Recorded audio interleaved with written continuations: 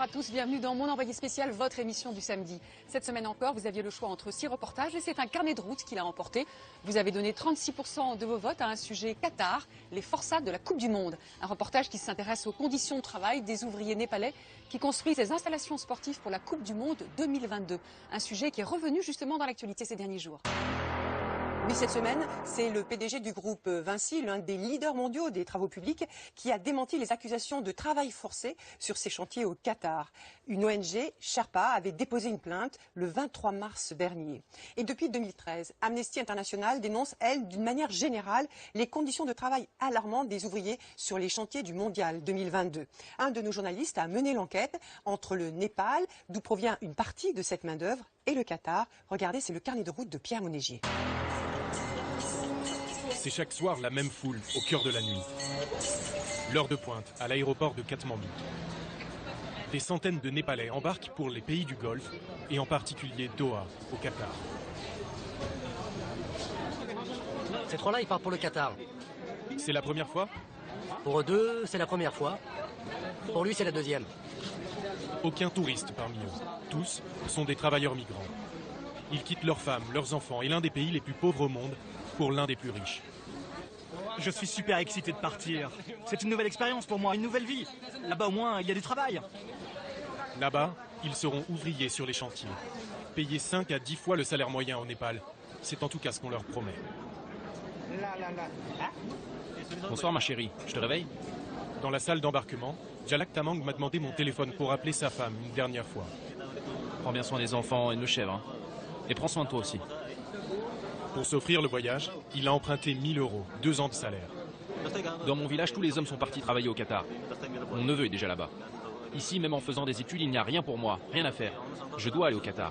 Là-bas, j'espère gagner beaucoup d'argent. Ce saut dans l'inconnu, ils sont 500 000 à l'effectuer chaque année. Un Népalais sur 10 travaille déjà à l'étranger. Ils ne savent pas exactement ce qui les attend et prennent l'avion pour la toute première fois. Ça vous fait peur? L'œil sur l'horizon, ils ne voient pas ce qui se joue quelques mètres plus loin. Au même moment, des avions reviennent du Qatar avec à leur bord, chaque semaine ou presque, des caisses rouges comme celle-ci. Doucement, doucement. À l'intérieur, c'est le corps d'un des leurs qui est rapatrié. Celui-ci s'appelait Dambir Damai. Il avait 41 ans. Ceux qui portent sa dépouille, ce sont ses beaux-frères, ouvriers là-bas, eux aussi. Soyez prudents sur la route. Je prierai avec vous pour la crémation. Moi, je peux pas rester. Je dois retourner au Qatar. Je suis désolé, dites-le à la famille. Il se disait qu'en allant au Qatar, il pourrait payer les études de ses enfants. C'était ça son rêve. Pour qu'il n'ait pas besoin de faire le même travail que lui. Personne ne comprend ce qui lui est arrivé. Dambir Damai est l'un des quelques 200 ouvriers népalais qui meurent chaque année au Qatar. Il n'y a généralement pas d'enquête. Je vais l'accompagner dans son dernier voyage, puis retourner là où sa vie s'est arrêtée. Tenter de comprendre comment pour lui, comme pour des milliers d'autres, ce ticket pour une vie meilleure se transforme en aller simple pour l'enfer.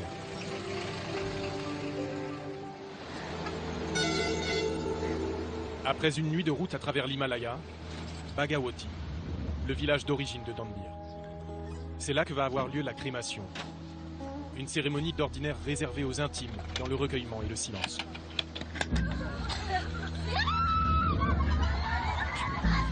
Mais cette fois, la douleur emporte tout le village.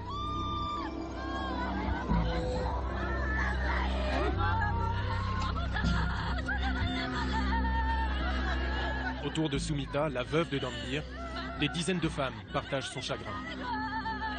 Car elles ont toutes un mari, un frère ou un fils, là-bas sur les chantiers. Officiellement, Dambir a été retrouvé pendu, mais de nombreux doutes entourent sa mort.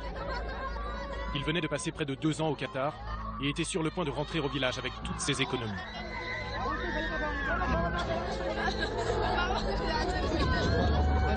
Il laisse 3 enfants derrière lui et toute une vallée en deuil.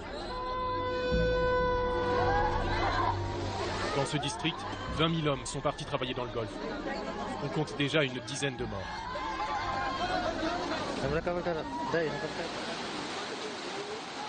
Dambir a d'abord travaillé 2 ans en Arabie Saoudite. Son entreprise le traitait trop mal, alors il est revenu ici. L'année suivante, comme il n'avait plus d'argent, il a été obligé de repartir, cette fois au Qatar. Là encore, au bout de 2 ans, il n'en pouvait plus. Il est rentré. Il ne voulait surtout pas retourner au Qatar, mais il a bien fallu qu'il y aille une dernière fois. Et voilà le résultat. Moi aussi, j'ai travaillé là-bas. C'est très dur. On doit travailler par plus de 40 degrés. On n'a pas le choix. Et vous, aujourd'hui, vous retourneriez au Qatar? Non, moi, jamais je n'y retournerai. Pourtant, ils y retournent tous, ou presque. Au village, aujourd'hui, il ne reste plus que des femmes. Dhanbir faisait partie des Intouchables, une communauté condamnée à vivre tout en bas de l'échelle sociale au Népal. Son seul espoir, c'était de partir. Ça, c'est une photo de mon mari dans son dortoir au Qatar. Quand il est revenu d'Arabie Saoudite, on a pu acheter ce terrain. Et avec l'argent gagné au Qatar, on a pu construire cette maison. Je ne comprends pas ce qui s'est passé. Je pense que soit on l'a tué, soit il a perdu la raison. J'étais sûre qu'il allait rentrer. Je l'attendais.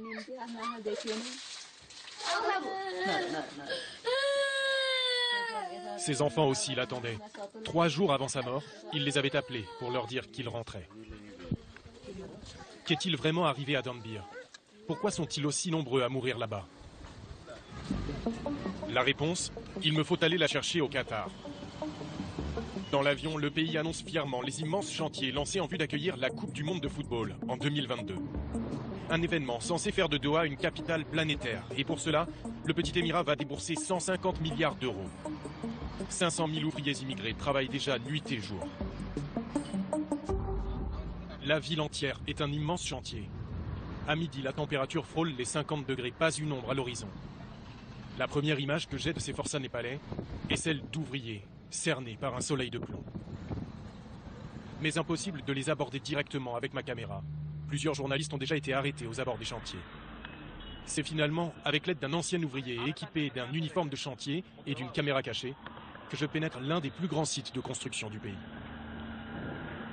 Il y a là des Indiens, des Bangladais et ce groupe d'environ 150 Népalais. Allez, faites une file, mettez-vous en ligne.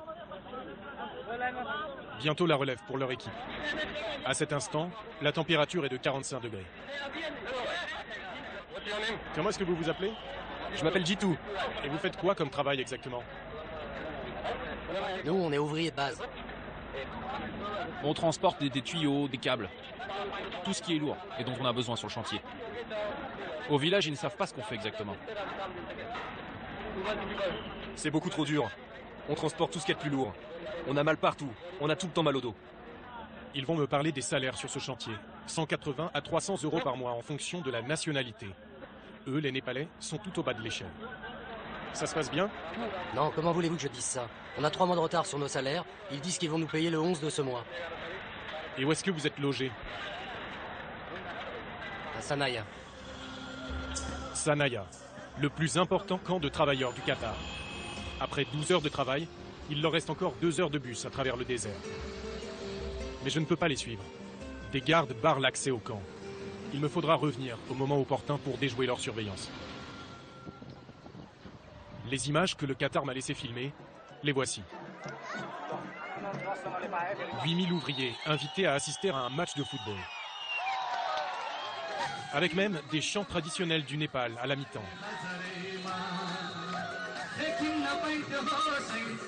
Dans le public, je rencontre Vijay, 24 ans. 90% des gens que vous voyez ici sont népalais. Ça nous permet d'oublier un peu notre mal du pays.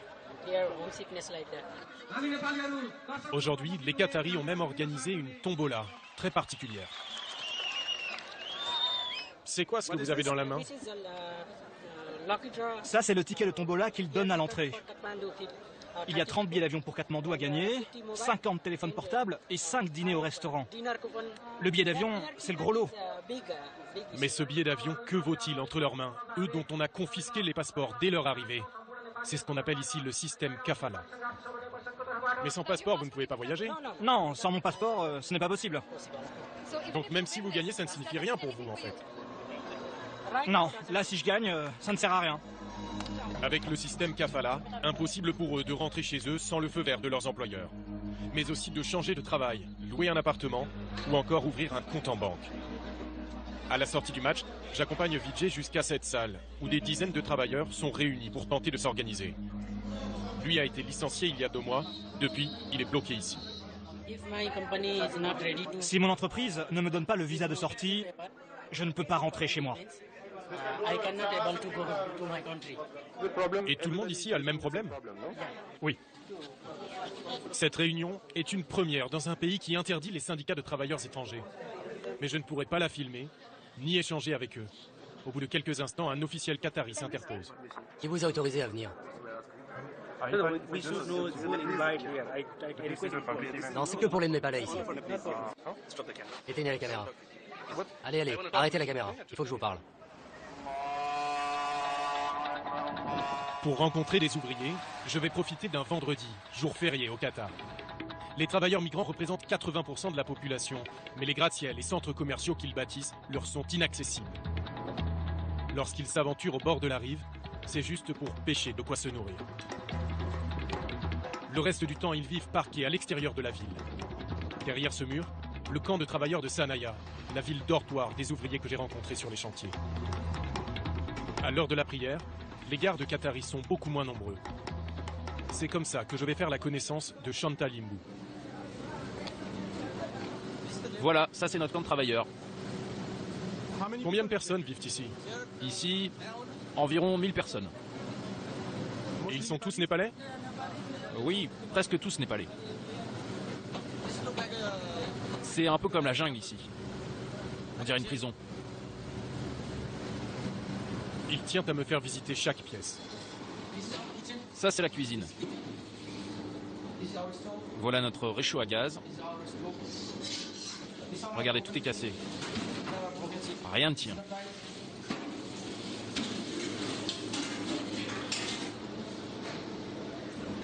Il y a même des insectes partout. Juste à côté, ce qui tient lieu de salle de bain, avec 5 douches pour 200 ouvriers. Il n'y a pas assez d'eau pour tout le monde. Là aussi, tout est cassé. Même la porte des toilettes. Et celle de la douche, elle ne tient même plus. Des installations délabrées, infestées de cafards, dans lesquelles ils s'entassent par centaines. Il y fait une chaleur insoutenable, les incendies sont fréquents. Shanta partage sa chambre avec 10 collègues. Il est arrivé au Qatar en 2008 pour sortir sa famille de la misère. Ça, c'est les photos de ma famille. Cela fait 2 ans qu'il ne les a pas vus. Là, ce sont mes enfants. Et là, c'est ma femme. Je garde cet album sous mon oreiller. Il me manque. Le soir, je regarde ces photos et ça me permet de trouver le sommeil. Quand on arrive du Népal, on vient avec un grand rêve. Celui de gagner de l'argent. D'en envoyer à la maison pour rendre nos familles heureuses. Mais ce n'est pas possible, à cause de nos employeurs. Moi, ça fait 6 ans que je suis ici, et ça ne suffit pas. Je ne rapporte pas assez d'argent. Ma famille n'est pas contente de moi parce que je ne leur envoie pas assez d'argent. Et comment pourrais-je? Je n'arrive pas à économiser ici. Ils sont pourtant nourris et logés. Mais beaucoup, comme Shanta, se méfient de cette nourriture préparée dans des conditions sanitaires médiocres. Il affirme aussi que les frais médicaux sont à leur charge et que les accidents sont fréquents. J'ai vu des ouvriers renversés par des voitures. J'en ai vu tomber des échafaudages. D'autres électrocutés. Et d'autres qui se sont tendus, qui se sont suicidés. Il y en a même qui vont se coucher, qui font une crise cardiaque dans leur sommeil. Comme ça, hop, ils ne se réveillent jamais. Il ne connaissait pas Danbir, le père de famille retrouvé pendu dans un camp de travailleurs voisin du sien. Mais les 2 hommes partageaient le même quotidien. Cela a-t-il suffi à pousser Danbir au suicide? J'ai rendez-vous avec son beau-frère, Samcher, celui qui avait rapatrié le corps à Katmandou. C'est là qu'il habitait, au 2e étage. Samcher y est allé plusieurs fois pour tenter de comprendre. Désormais, des gardes postés derrière cette porte menacent d'appeler la police s'il revient. Ils m'ont dit que 2 de ses collègues l'avaient laissé seul, et que lorsqu'ils sont revenus, ils ont trouvé la porte verrouillée de l'intérieur. Quand ils sont parvenus à l'ouvrir, ils ont trouvé Danbir. Il s'était pendu, à l'aide d'un câble en cuivre. C'est ce qu'ils m'ont dit. Aucune enquête n'a été menée. On ne saura jamais pourquoi Dambir s'est donné la mort. Pour ceux qui restent, le Qatar promet des réformes, un assouplissement du système kafala, mais sans fixer de calendrier, malgré les protestations officielles des autorités népalaises. Alors pourquoi le Népal les laisse-t-il encore partir? Je retourne à Katmandou, où rien, pas même les cercueils qui reviennent chaque semaine, ne semble endiguer cet exode. Chaque matin, l'Office des travailleurs migrants est pris d'assaut par des milliers de nouveaux candidats au départ. Et la destination est presque toujours la même.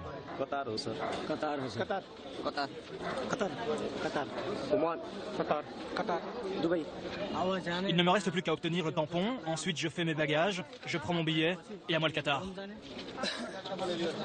Ce tampon, c'est Krishna Puskar qui le délivre. Le directeur du centre a pourtant de plus en plus de mal à accomplir sa tâche. Chaque jour, 2 à 3 000 personnes partent à l'étranger pour travailler.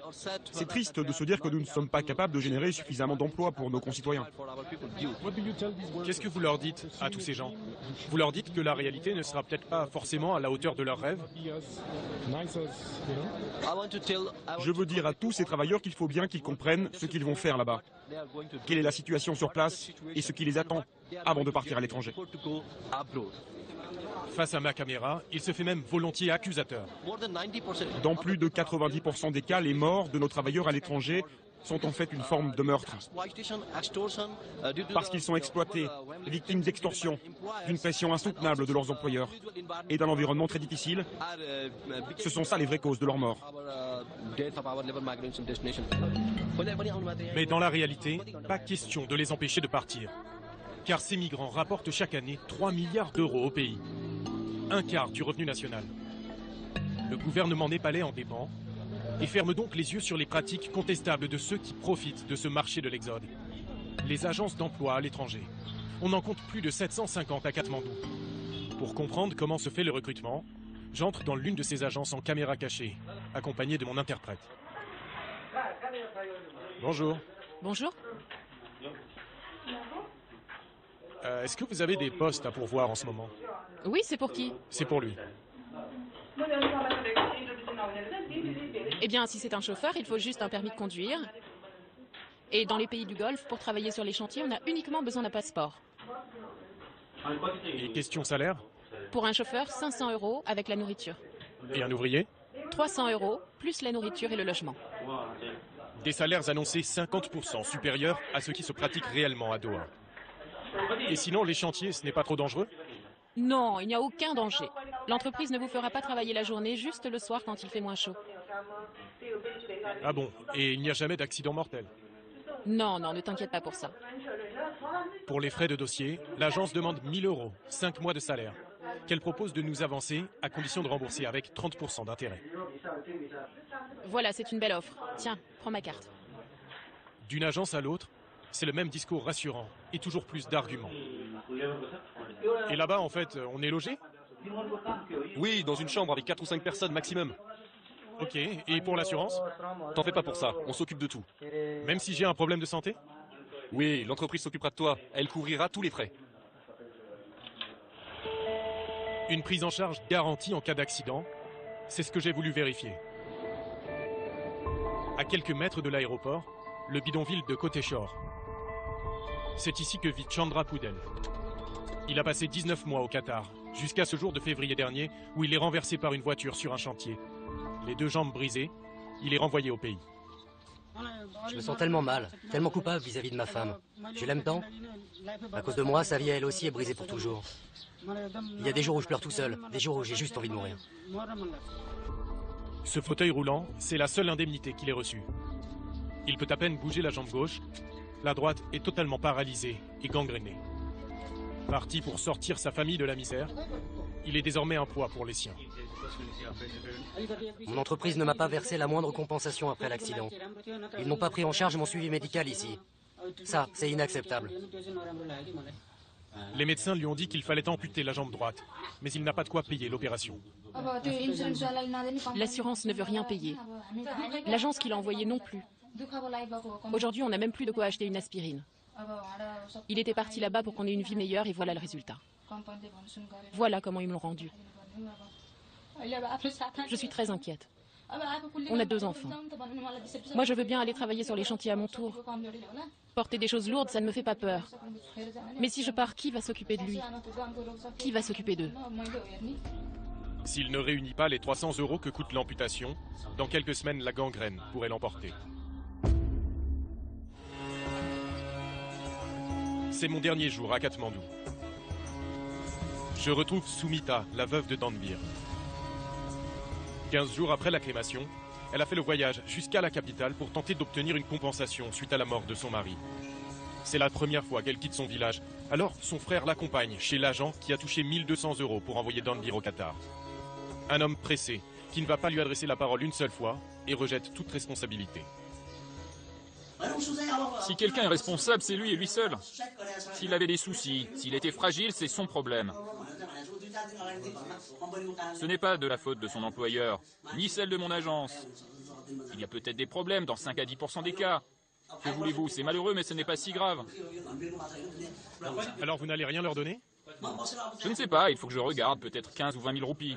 150 €? Attendez, moi je n'y suis pour rien. Pour une famille qui a perdu son père? Je dirige une petite agence avec de petits moyens. Soumita va aller de bureau en bureau, sans dire un mot. Ce n'est finalement ni l'agence de recrutement, ni l'employeur qatari, mais le gouvernement népalais qui va puiser dans ses caisses déjà vides pour la dédommager. Un fonds de solidarité a été créé pour les proches des ouvriers morts à l'étranger. Voilà, mettez votre empreinte ici. Là.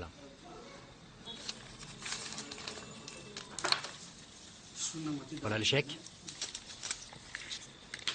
Il faut le déposer à la banque. Vous avez un compte? Non, on n'en a pas. Bon, eh bien il faudra en ouvrir un pour pouvoir déposer le chèque et toucher l'argent. 150 000 roupies, dont 50 000 iront rembourser l'usurier qui avait permis de financer le voyage. Il restera à Soumita un peu moins de 800 €. Le prix d'une vie d'ouvrier aujourd'hui au Népal.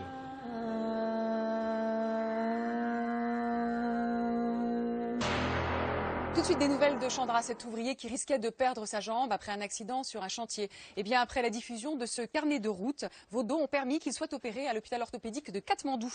Il n'a pas été amputé et comme vous pouvez le découvrir sur ces images, il est aujourd'hui en rééducation. Et puis concernant le nombre de victimes de morts parmi les ouvriers sur les chantiers de construction, les experts de la Confédération syndicale internationale estiment que si rien ne change, eh bien 4000 travailleurs immigrés pourraient payer de leur vie d'ici 2022 le mondial qatari. Vous réagissez à ce reportage en écrivant « Le règne de l'argent, l'humain ne compte plus ». Ou encore, vous dites le vrai prix de la coupe. Depuis début 2013 et l'enquête du journal britannique Le Guardian, qui a révélé le premier les conditions de travail de la main-d'œuvre népalaise, Amnesty International a publié un rapport et puis ensuite un communiqué en novembre dernier pour justement tirer la sonnette d'alarme. Alors nous avons interrogé Stéphane Oberreit, il est directeur d'Amnesty International France. 5 mois après la publication de leur communiqué, son organisation émet toujours les mêmes critiques à l'encontre du Qatar. On l'écoute. Un employeur ne doit pas avoir un pouvoir sur des travailleurs comme le système de parrainage le permet. Donc ça doit être abrogé. Plus de permis de sortie, plus de cette dimension finalement. L'employé est attaché à son employeur et ne peut pas chercher un autre travail, ne peut pas quitter le pays. Après, il faut en particulier avoir des capacités d'enquête plus fortes sur les violations du droit du travail. Aujourd'hui, il y a trop peu d'inspecteurs du travail, trop peu formés pour pouvoir avoir des enquêtes dignes de ce nom. Il y a aussi un autre problème, c'est que les frais de justice sont beaucoup trop chers. C'est-à-dire qu'un employé qui voudrait porter plainte contre son employeur, les tarifs judiciaires sont prohibitifs. Donc à nouveau, donner un accès à la justice à ces travailleurs qui très souvent se retrouvent sans le sou quand ils veulent porter plainte contre leur employeur. Certains d'entre vous pointent du doigt la FIFA, la Fédération internationale de football. Vous posez une question sur Twitter. Pourquoi est-ce que la FIFA n'a jusqu'à présent rien fait pour sanctionner le Qatar? Eh bien, sachez que la FIFA a sommé le Qatar en janvier 2014 de prendre des mesures concrètes sur les conditions de travail des ouvriers sur les chantiers de construction du mondial. Et il y a tout juste un mois, le président de la FIFA, Sepp Blatter, était en visite au Qatar. Il a rencontré l'émir du pays et a souligné que ce pays avait encore des efforts à faire pour la protection des travailleurs. Et puis vous réagissez également de manière plus tranchée en demandant que cette manifestation n'ait pas lieu. Il faut la boycotter, cette Coupe du Monde. Alors sachez que beaucoup de compétitions internationales ont connu des tentatives de boycott, dès les Jeux Olympiques de Berlin en 1936, Pékin en 2008 ou encore ceux de Sochi en 2014 en Russie. Alors des tentatives vaines, hein. L'arme du boycott n'a jamais empêché, par exemple, la tenue des Jeux Olympiques. Alors, pour ou contre le boycott, la réponse d'un historien, un sociologue du sport, il s'appelle Éric Monin. Écoutez-le. Pour qu'il y ait un boycott, pour que le boycott marche, en fait, il y a deux indicateurs qu'il faut pour une manifestation internationale sportive. Il faut qu'en fait, il y ait une baisse très conséquente des pays qui vont être invités. Donc ça, c'est la première chose. Et le deuxième paramètre, il faut que le niveau de la compétition soit très très bas pour qu'il y ait une altération en quelque sorte de la qualité de la compétition. À Moscou, 64 pays, les États-Unis, le Japon, l'Angleterre, ont boycotté les Jeux. Ça n'a rien amené. Ça n'a rien amené plus. Donc il y a une certaine limite au boycott. Alors effectivement, il y a bien cette démocratie participative, mais il me semble que aujourd'hui, c'est pas aux athlètes de régler des problèmes sociétaux. Lorsqu'il y a un événement planétaire, eh bien, il y a également l'arrivée d'un grand nombre de sportifs, mais également d'observateurs, de journalistes. Et tout cela permet en quelque sorte, pour le coup, d'une prise de conscience peut-être dans le pays où nous sommes, où on est invité, de se dire, effectivement, il y a des choses qui vont pas ou il y a des choses qui vont bien. Et à ce moment-là, peut-être de dénoncer des choses qui vont pas ou peut-être de mettre en avant des choses qui vont bien. Voilà. C'est la fin de cette émission. N'oubliez pas france-tv-info.fr et d'un seul clic, vous pouvez choisir de voir ou revoir un reportage la semaine prochaine. Merci de votre fidélité. Et puis on attend vos réactions, vos questions sur le reportage que vous avez choisi sur notre page Facebook, sur notre compte Twitter. À la semaine prochaine. Très bel après-midi sur France 2.